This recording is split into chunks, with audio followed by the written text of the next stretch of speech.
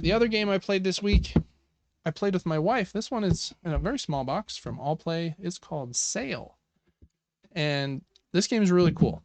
I feel like I'm not smart enough for these kinds of games often, but uh, this genre being called trick-taking games, and we'll talk about that in a second. But in this game, you're working together in order to, I almost said fly, sail, hence the name of the game, your ship to the end of the board. It is cool. They have a pretty big board here that you just kind of slide together from these pieces. Then looks like a pretty cool long board. Your ship starts on the very end of the board and here. And this Kraken meeple goes here. And you have 5 rounds in order to sail your ship all the way to like the end goal of the scenario. There's a bunch of different scenarios. My wife and I played the learning first scenario just to learn. Each of them has a different layout with like different types of things: Kraken pieces, island pieces, starting pieces where the storm is, and then a varying like length of how far you have to get, because you have to get to this in order to win. The way that you do that is, and I'll put some of these on the board, I guess, where you've got islands that you can't run into, Kraken pieces that if you do run into, they do a damage to your ship. The way you do it is you sit across from each other and you both get 9 cards, and these cards are in 3 different suits, like a gray, a green, and a blue. And the cards have numbers from 1 to 9 on them, and then the cards also have icons on them. They'll be, what's a steering wheel of a ship called? The helm. Right Sure. on the helm. The helm symbol, the Kraken symbol. The 9 of each suit has a mermaid symbol on it. And then there is some with a cannon symbol. Devin has them on the 4s and 5s. So at the start of each round, we both get 9 cards, and then we pass 1 card to each other. Let's say you gave me that one. I gave you this one just for kicks and giggles. You'd probably be a bit more strategic with that when you start. And then whoever goes first will play a card. So play any card, Devin. Okay, so Devin played this 5. So now, much like a trick-taking game, I have to follow the suit, or in this case, the color. If I can, I have greens, so I have to play a green. He played a green 5. Let's say I'm going to play this green 3. So now the trick is done. Devin won because he played the higher number of the lead color. But before he takes the trick and marks down here that he won the trick,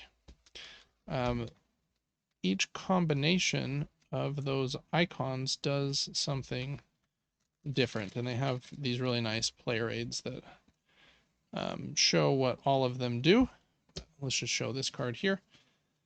You can see with the symbols that we did,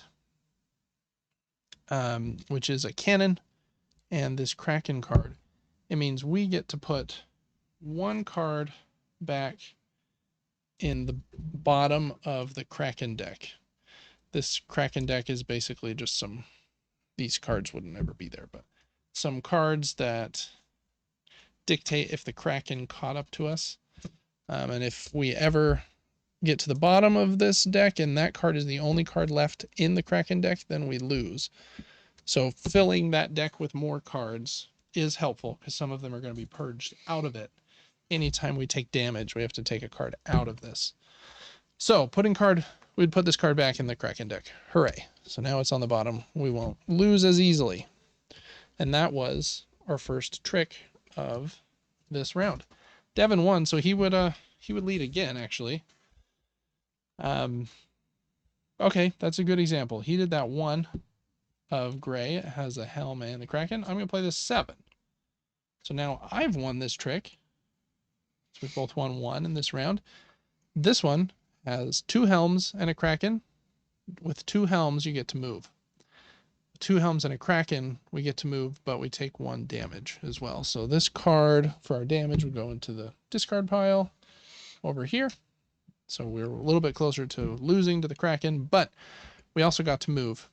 Whichever player wins the trick, let's say I was on this side and you're over here, the boat would move 1 spot diagonally towards me. If you had won the trick, it would move 1 spot diagonally towards you.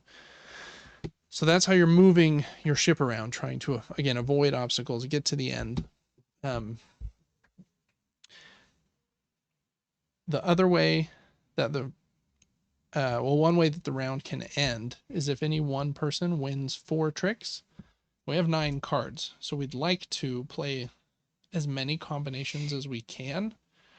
So you want to split up who's winning the tricks if you can, so that you can play more hands in a round, so that you're moving more and that kind of thing.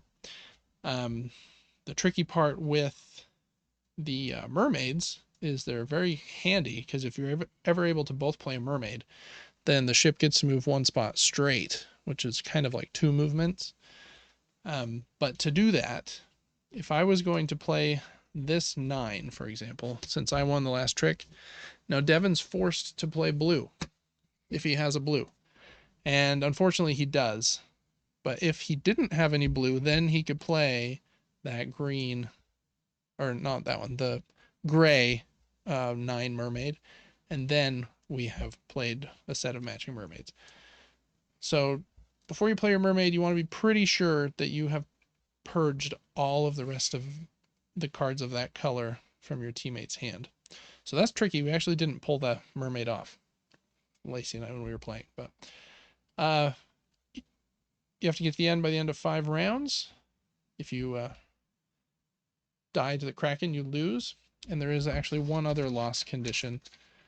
At the start of round 3, when you get here, you'll see this cloud symbol, and you have to be completely past a certain distance at the start of round 3, or else you lose as well. So you have to move at a pretty good clip along the way. So that's just the starting scenario. I know that there's 5 different scenarios here in the base game that become a bit longer with more stuff in your way. You also both have a pirate ability that you can use like once per round, or some of them have this trophy symbol, meaning that you can use it any time you won the trick. So they help you out as well. And yeah, I think that's basically the whole game. There's also, I got that little mini expansion. So there's some other things that can come out, like a whirlpool and a crow's nest. And we haven't gotten far enough to know what those mean when they're on the map, but I'm guessing that some of them might help you, some of them hurt you. This is an ally ship, whirlpool, crow's nest. So I think it's really fun. I'm not great at trick-taking games, but I think that they are a fun time trying to figure out, what does my teammate have in their hand?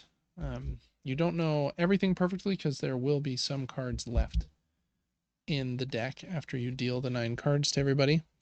But it's pretty simple. The time on the box says 20 minutes.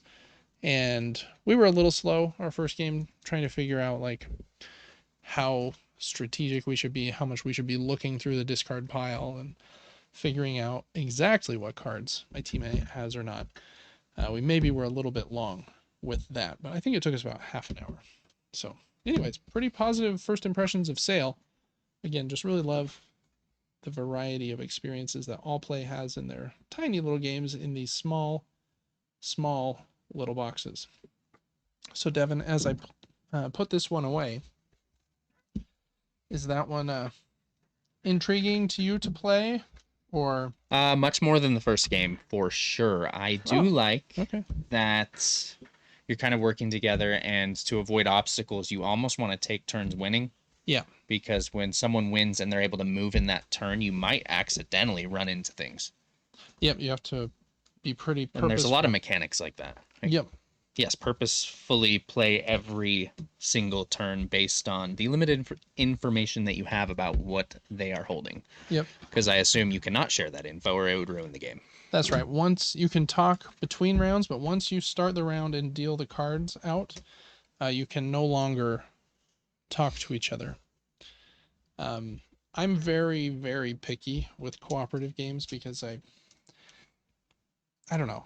It's just not my favorite genre. But I think this one's really cool. I think it being a pretty short play helps. And I like trick taking. And even because you don't have perfect information, even if you make a mistake, like your teammate's not expecting you to be perfect because it's impossible for you to know exactly what's in their hand. You could maybe make like a pretty good guess. But because of that, there's a bit less I don't know, meanness. If like your teammate makes a mistake, you're just like, it is what it is. It was a short game. We did our best, even if we lost. Like, there's no hard feelings. Where I feel like some cooperative games that are a bit longer, or if you did have like better information, I put that in backwards. Let's see if I can fix it. Oh, look at me go. Wow. Would maybe not have the same vibe. So good first impression of Sail. Really liked that one.